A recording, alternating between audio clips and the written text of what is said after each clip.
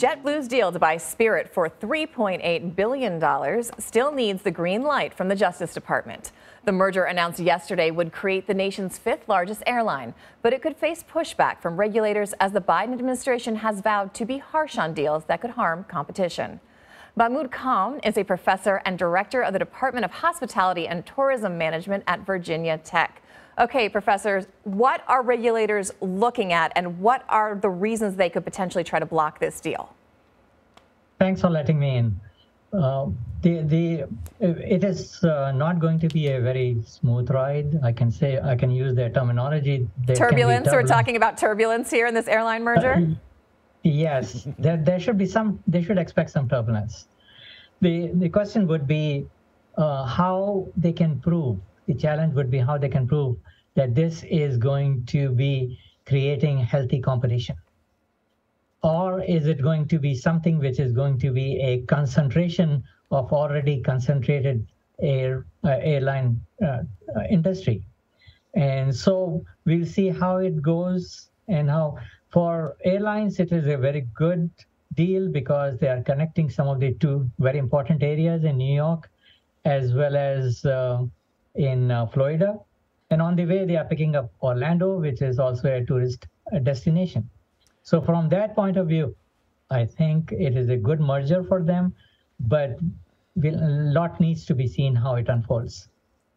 So I guess the question, of course, Professor, is what about healthy competition? I mean, we just put up a graphic that showed the 5 largest carriers in the United States, and I mean, that's it.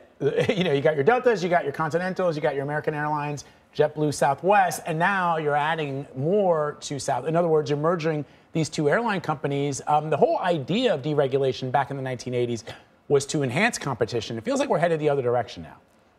And I think that's the main question that they will have to answer. How are they going to justify that this is not an addition of another strong airlines? And then from the other point that we have to look at is how are the travelers going to feel about it? Actually, this deal is coming at not a very good time. The airlines have already has some kind of an image. Travelers were getting out after COVID, and they were trying to go. And then we hear in the news, long delays, people waiting for a long period of time, not getting their refunds on time. And all of those things have created an image that the travelers will be asking, what are they getting from this deal? It's not only prices that are concerning because, you know, anybody who tried to buy a ticket for a vacation this summer knows they were really incredibly high. Mm-hmm. It's also complaints. You know, you do feel like the bar has been lowered, and especially for going with more budgets, more price slashing, and there's not as much competition to say, hey, we're going to give you this, or hey, we're going to give you that extra inch of legroom so you don't get slammed with the tray table in front of you. What does this consolidation of the industry do for customer complaints? Is it going to make it better, or is it going to make it worse? I think it may not make it better. It depends, because still we have a year and a half before they implement it. But the question is, Spirit Airlines are known for their lower fares. Now, it depends on how much JetBlue is willing to go down in the fares. And so the chances are that the fare will not be much lower than what is expected by the travelers.